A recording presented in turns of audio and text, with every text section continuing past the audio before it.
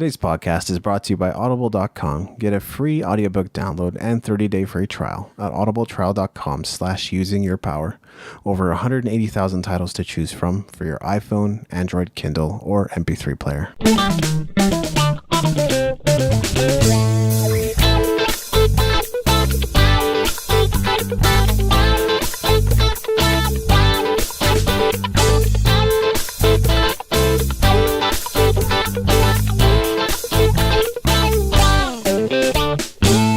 Hi, welcome to Using Your Power. My name is Maveen, Kaura, and I'm joined by David Andrew Wiebe. David Andrew Wiebe. How are you doing? Powered up, man. Yeah, what's keeping you excited today? Well, I'm excited to be recording, of course, and I think we're going to take a look at how to deal with stress today. And where did that topic come from?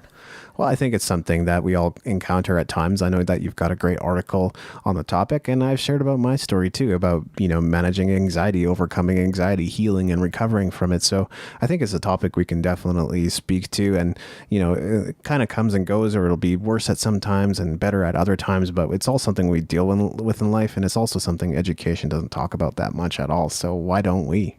Absolutely, and that's what this show is about, right? We're trying to get people to use your own power by understanding who you are, try to work through your problems, and then continue to be the best you that you can be. So why don't you start it off? Sounds good. Well, something I learned in recovery was not to do heavy exercise, but light exercise, okay?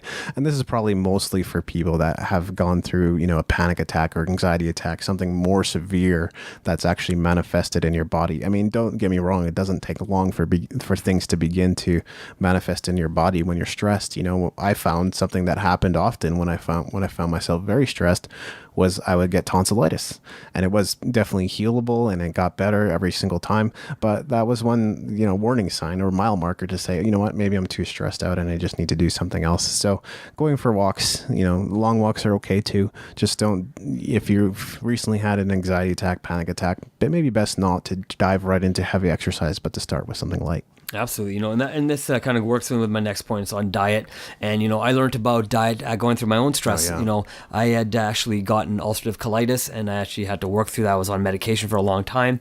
I've been thankfully off my medication since August 2009 now, so off of it for a very long time. Just diet was one of the big things that I had to learn how to manage. Right, being on medication sometimes, depending on what it's doing, it can affect your body in a different way. So not that my diet was initially stressing me out, but it gave me a reason to maybe clean up my diet because I was feeling stressed. And I said, if I'm eating better foods and feeling better about myself, that can help me get through my own stress and whatever was stressing me at the time, right?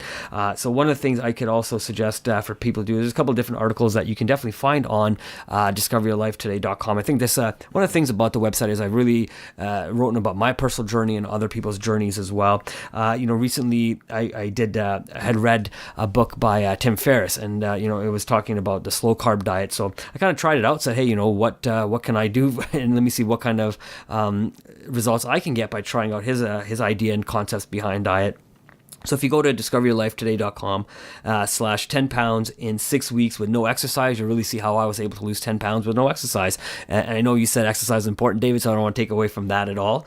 But we should look at also maybe some of the different foods and drinks we are consuming, right? Because no matter what we eat, it is going to release different hormones or different endorphins within our own bodies. So definitely look at that because they can either boost your mood or put you into more of a depressed state of mind as well. So take a look at that. You can also go to discoveryourlifetoday.com, take a look at 9 easy tips to get lean, and Nice. Again, discoveryourlifetoday.com /matcha tea. No, diet is huge, and it's a point that I forgot to include, but here's the thing. That's what I'm here for. Yeah. I think I gave this example before. Somebody wakes up Monday morning, they're stressed, they have to get out of the house and go to work. Then they stop in at the local fast food, Dunkin' Donuts or Tim Hortons or whatever. They pick up a coffee, which is full of caffeine. They pick up a donut, which is full of sugar. They eat the donut and drink the coffee on the way to work. Well, not to mention, it's not a black coffee, so it's probably a double-double or a triple-double, so they have more sugar and more cream in there as well. Exactly. And then by the time they've arrived at work, because they're still stressing about getting to work, they've had a panic attack. This is exactly the situation that plays out. So, two things right there to cut out: sugar and caffeine, or at least minimize the amount that you're taking so that you're not causing blood sugar spikes all the time. Second thing is to meditate. I think the results of this manifest over the long term, right?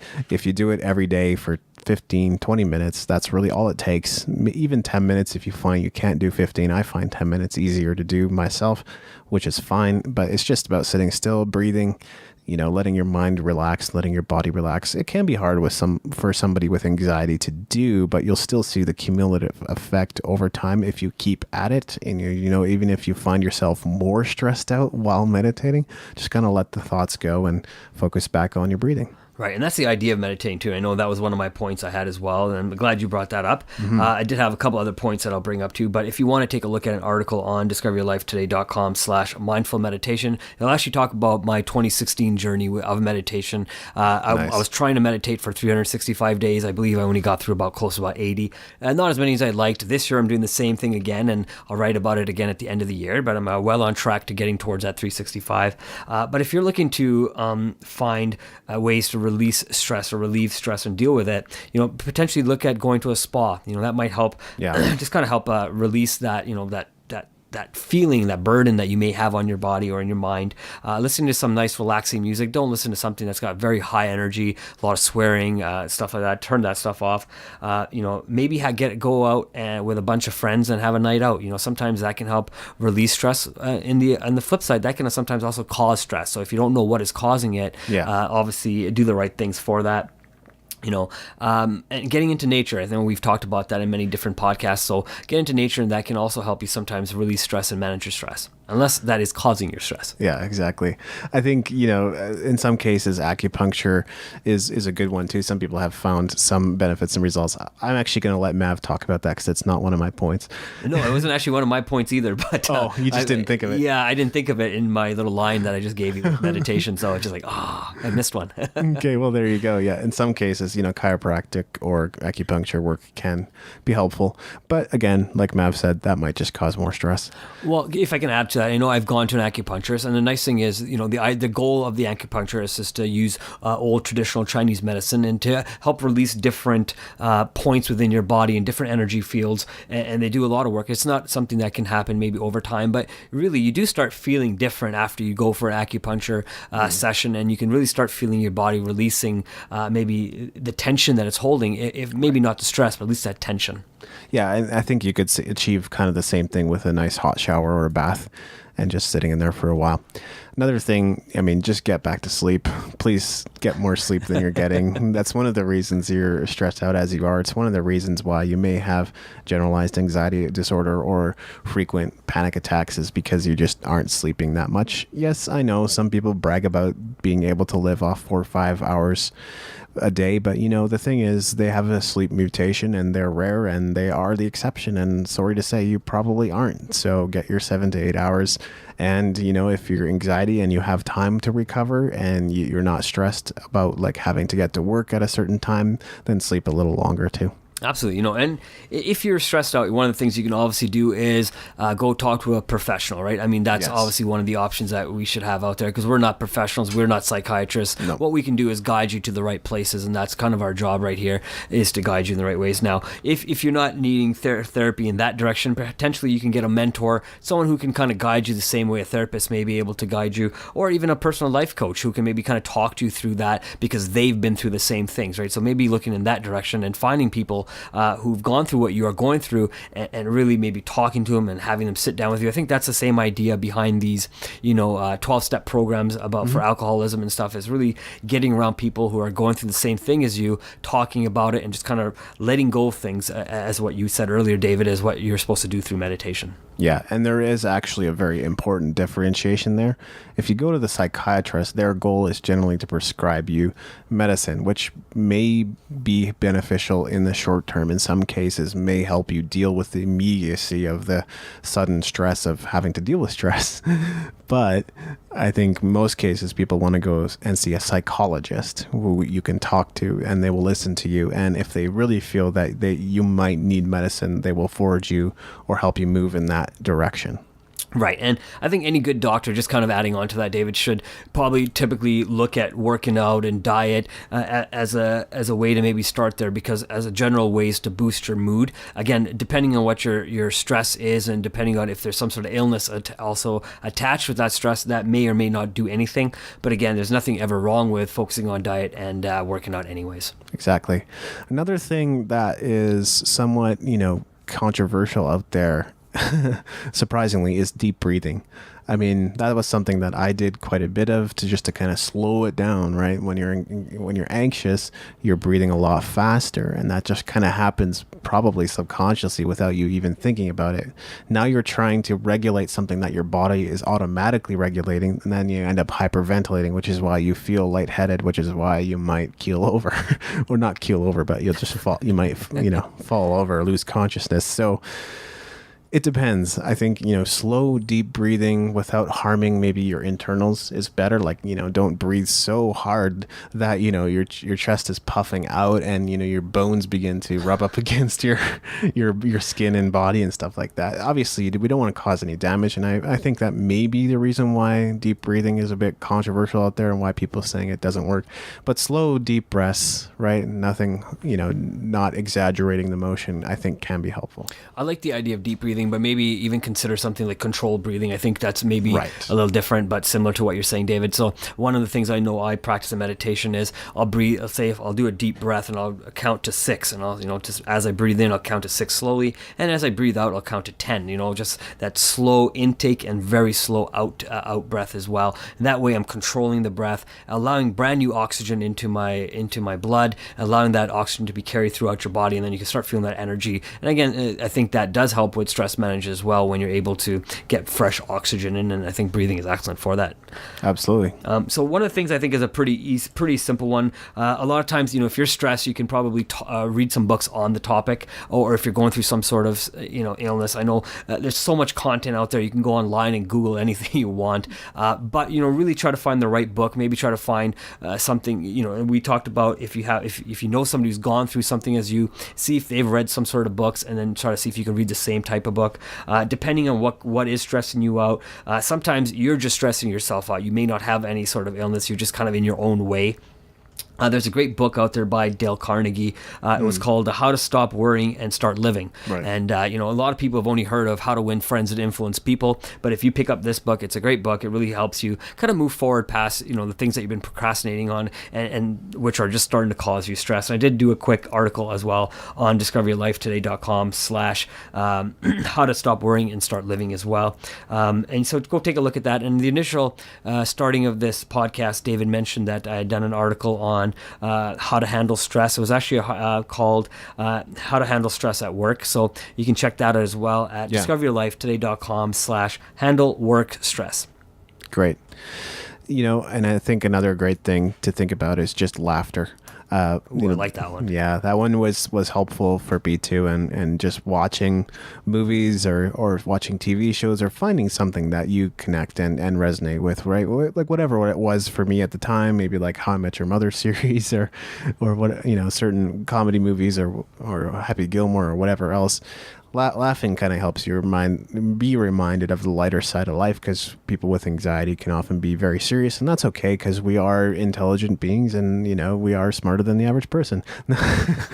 I'm kind of kidding, but it's sort of true. If you have anxiety, then you probably are smarter than average in some ways, and you're just overthinking things. So remember to laugh. Remember to enjoy life. Exactly. We all do this all the time. Sometimes we take ourselves way too serious, and I think you're right. We sometimes just have to laugh at ourselves and our own mistakes because, we can try again. We can do everything all over again. Doesn't mean we can't, we're not everything we do is going to have a gold medal at the end of it. You know what I mean? So don't worry about it and don't stress yourself out about it, right? If you are an Olympian, for example, and you're going for gold, then yeah, for sure, I get it. You may not want to laugh at what happened if you made a mistake or something, but a majority of the people, I think, listen to this, or, have the opportunity to try, fail, and adjust and just try again, right? One of the things I was thinking about too is if you're stressed, sometimes we have to just reprogram our subconscious mind by the words we say, that's where positive self-talk really comes in, and really understanding how the words you say can affect the stress that you feel. Now, that's not true for every case. It is different for, if you have anxiety and stuff, but you can definitely, talk positive to yourself and maybe help bring some of that anxiety down. And it all starts with, the words you say are heard by your mind through your ear, and you kind of program yourself to think positive and speak positive, and what goes in usually comes out. So if you speak positive goes in, you speak positive out, and it just is a nice loop that you continually do, and you can find that you're able to maybe manage your stress a little better. Yeah, I mean, praying is a similar process, right? It's just kind of letting go and letting God.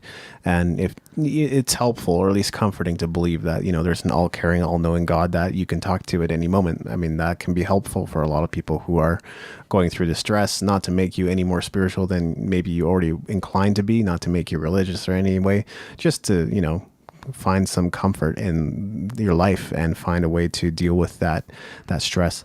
I think I also had a subscription to anxietycenter.com. So, to your point, Mav, about reading the right book, I mean, that's another thing you can do, is go take some online courses, read about what it is you're experiencing, read why you're experiencing it, and learn how to manage it. And sometimes it's really not as hard as you think. Taking many of the steps, or all the steps we've mentioned today, on a daily basis, even for short periods of time, can help you get to where you need to go. Absolutely well said, David. And same thing, when I was going through my ulcerative colitis, I researched about it. I figured out, some stats about it. And I said, all the things that are written on here really don't matter, because I don't care about the stats. It's the stats are not necessarily all me, right? No. I am an individual. I'm a total different DNA than all those different stats are. So I can do all the right things, control my diet, and control my own stress through meditation. And that's exactly what I did, right? I ate better. I started exercising. I started meditating, and I saw that my body started healing, right? And it took me a while. I had to ask the doctor many, many times. I said, hey, take me off this medication. I don't want to be on it anymore. He waited about a year before he took me off, and he said, look, you have so much medication in you right now, 9 months worth actually. And once I started to get off that, I felt great, and I've been lucky to feel great. Haven't had any relapses of ulcerative colitis, so I'm happy. I believe I've been able to manage my stress a lot better than I was in my earlier 20s.